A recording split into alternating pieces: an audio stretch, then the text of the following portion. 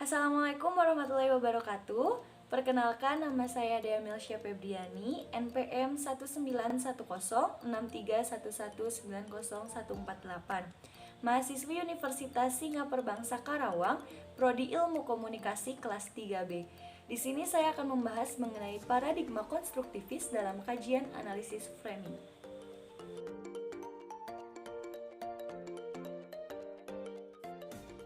Sebelumnya, saya akan membahas mengenai paradigma konstruktivisme.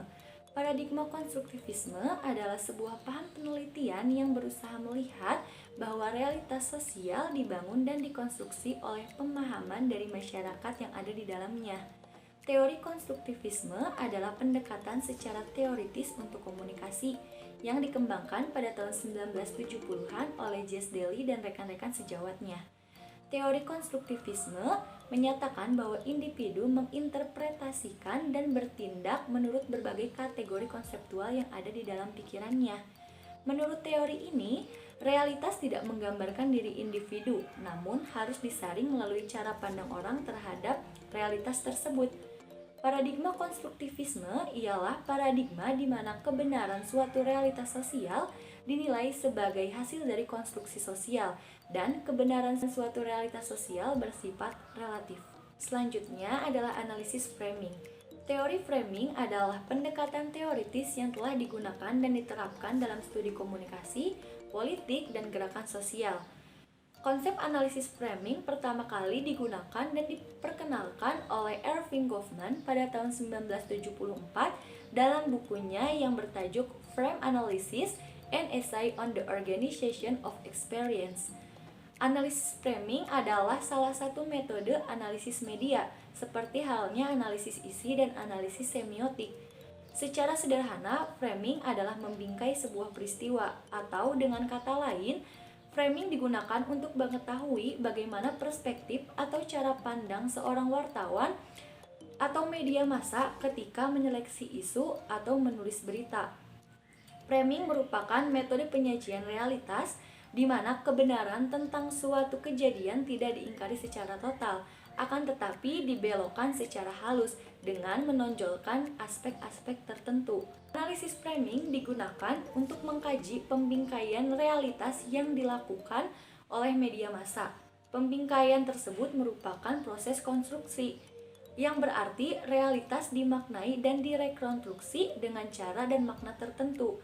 Akibatnya, hanya bagian tertentu saja yang lebih bermakna, lebih diperhatikan, dianggap penting, dan lebih mengena dalam pikiran masyarakat.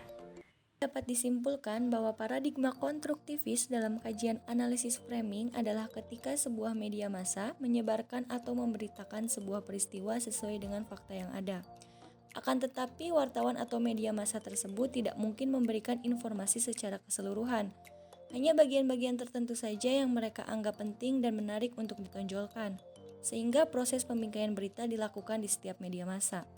Akan tetapi, setiap media massa melakukan pembingkaian ini secara berbeda-beda, karena masing-masing dari mereka memiliki sudut pandang dan kepentingan yang berbeda. Lalu, informasi tersebut disebarkan kepada halayak ramai, dan halayak tentu akan mengkonstruksi berita atau informasi yang mereka anggap benar dan masuk akal. Jadi, tidak semua masyarakat memiliki pandangan yang sama satu sama lainnya, karena mereka memiliki perspektif dan pemahaman yang berbeda tentang suatu informasi yang mereka dapatkan. Contoh kasus yang akan saya bahas di sini adalah kasus COVID-19. COVID-19 adalah virus yang sudah menyebar di seluruh dunia dan memberikan dampak negatif yang sangat merugikan. Pada kasus ini, peran media sangat berpengaruh untuk memberikan informasi terkait perkembangan COVID-19 kepada masyarakat. Di sini saya akan memberikan contoh berita yang tersebar dari beberapa media massa di Indonesia.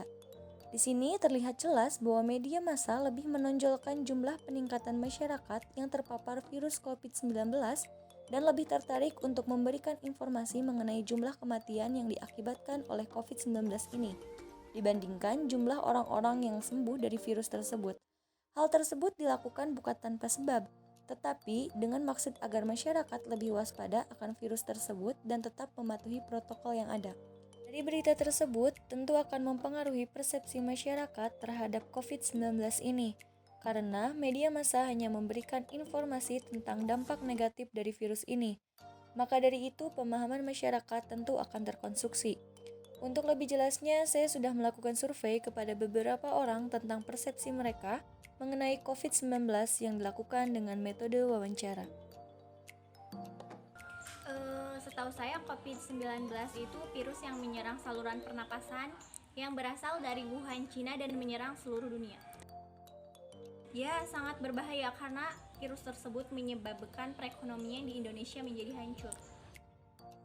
Dari sosial media, Instagram, dan media massa lainnya. Ya saya tahu. Menurut saya, COVID-19 itu virus yang berbahaya. Karena virus itu bisa menyebabkan seseorang kematian atau meninggal. Saya tahu dari media massa seperti TV, berita kayak gitu.